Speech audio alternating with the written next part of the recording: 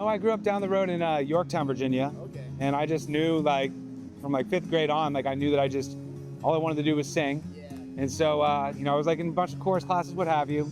And then my jazz choir teacher was like, you should try out for the musical. And that started me down a very specific path.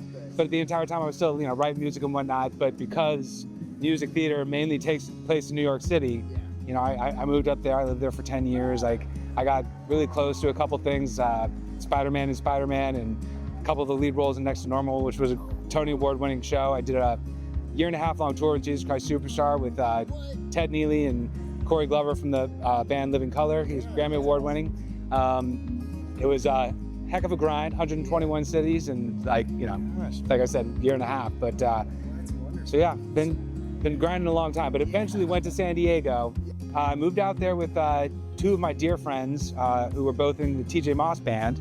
And while we were like on our way out there, we started singing together. I was just gonna kind of be like a solo acoustic opener, but we started singing together and our harmonies were just like lockstep.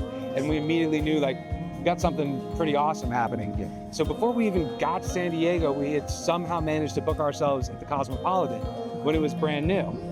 So we put a little band together and we started calling ourselves the Yes Team, Y-E-S, because it was about saying yes, like you have to practice safe yes, but it was about like opportunity.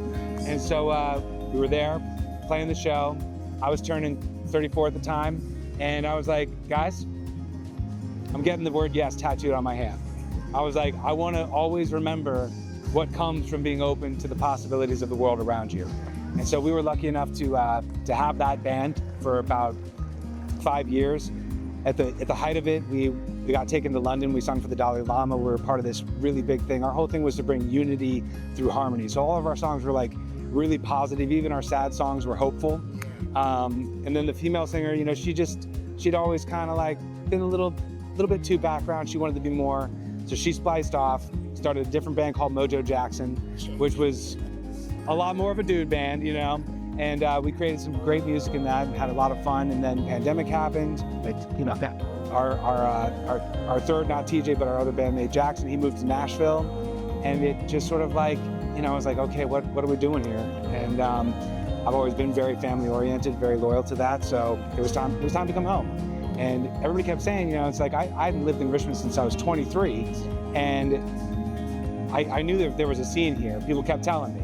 I was like, well, I don't know how to break into it. My wife met this person who had worked for East Coast Entertainment. She gave me the president's number. I gave him a call. Surprisingly, he answered, and he set me up. And I met Stacy Schnetska, who I now work with through Freight Train Management, and still work with East Coast as well, and just try to play as often as I can. I mean, I work a 9 to 5 now as well, but I played a lot this summer. It's like there was about an 8-week period where I played every weekend. I was like, okay, I didn't know I was going to be 6, sometimes 7-day grind in it, but it's all for love of the game. So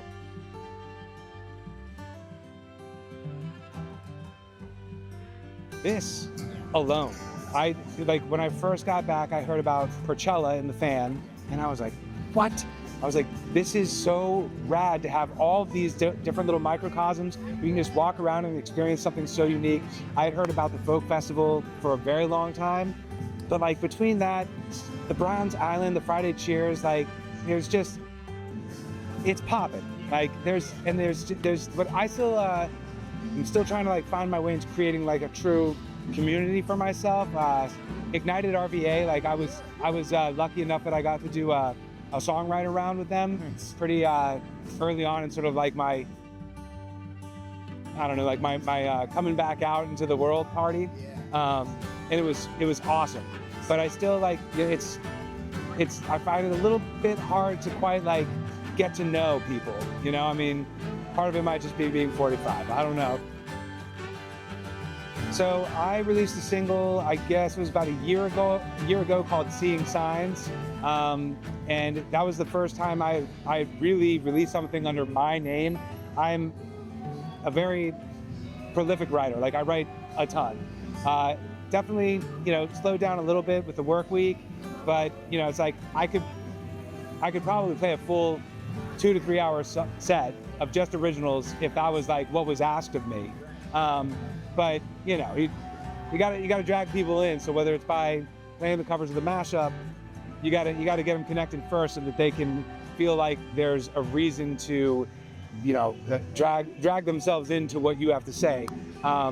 Obviously, like writing is my passion. That's why I left New York City. I was like, I have a chance to go and sing my songs, and I was very fortunate to do so. So I have another tune that is, the music side of it has completely been produced, and now it's just about me finding the actual time to lay down all the vocals, which is not, it's just not always there, you know. So it's you know, my business, my family business comes first. I do video editing for my family, and so yeah, there will be more original music. But again, like from my other two bands, the Yes Team and Mojo Jackson, there's an abundance of my original music through those multiple EPs and albums.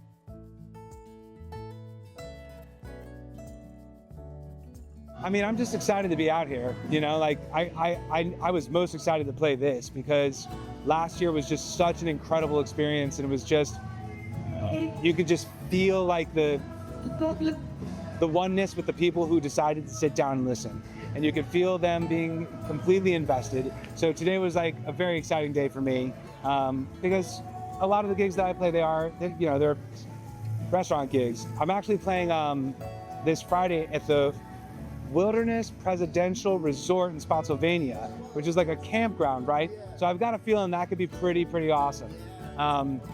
Yeah, but other than that, I'm always just most excited to get to do what I love most, which is connecting and playing music and singing, especially now that it's not my full-time thing anymore.